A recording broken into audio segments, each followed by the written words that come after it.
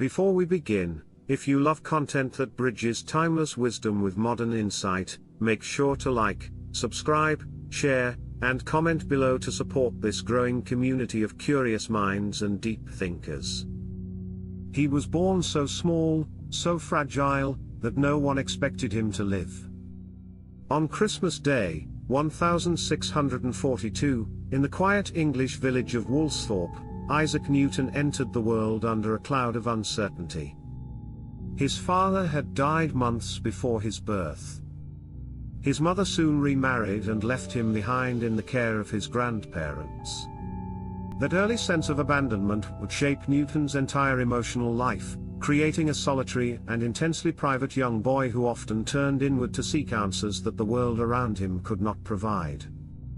He wasn't an extraordinary student at first, but he was observant, quiet, and endlessly curious. Those qualities would soon set him apart.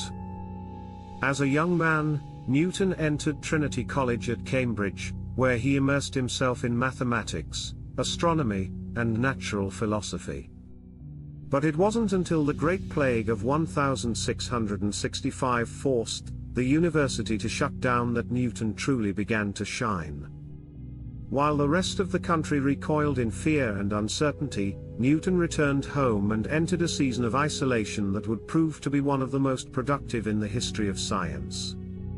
It was during this time, his so-called year of miracles, that he began developing the core ideas behind his theories of calculus, optics, and most famously, gravity.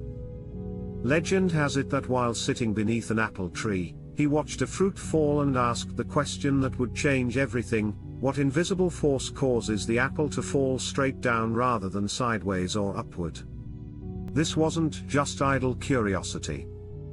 It was a moment of genius, a recognition that the same force pulling the apple to the earth was the same one that held the moon in its orbit. Newton's insight would culminate in his greatest written work, Philosophiae Naturalis Principia Mathematica, often referred to simply as Principia. Published in 1687, this monumental book laid out the three laws of motion, and the law of universal gravitation. He introduced a mathematical framework that described how objects move and interact, both here on Earth and across the cosmos. The beauty of Newton's laws was that they unified the heavens and the earth into a single system, proving that the same principles applied whether you were observing a falling apple or the orbit of a planet.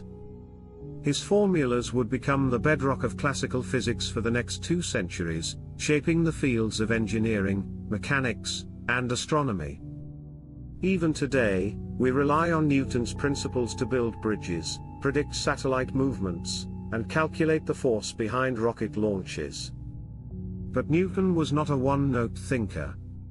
His curiosity extended far beyond gravity. In the realm of optics, he discovered that white light is composed of a spectrum of colors, using a simple prism to reveal the hidden beauty within a single beam. He constructed the first functional reflecting telescope, now known as the Newtonian telescope, which vastly improved the way humans observed the night sky. Simultaneously, he was developing calculus, a new and powerful branch of mathematics that allowed for the precise study of change, acceleration, and the behavior of curves. Though a later dispute would erupt between Newton and German mathematician Gottfried Leibniz over who invented calculus first, most historians now agree they developed the method independently. Either way, the math born from Newton's solitude would revolutionize how we understand the natural world. And yet, for all his contributions to science, Newton's deepest obsession may have been with the unseen. He spent far more time than most realize exploring theology and alchemy. Newton was a devout yet unorthodox Christian who believed God had encoded divine laws into both scripture and nature. He believed he was chosen to decode them. He pored over the Bible, believing he could unlock prophetic timelines and uncover sacred truths hidden in plain sight. He also conducted secretive experiments in alchemy, searching for ways to purify metals and even touch the mystical.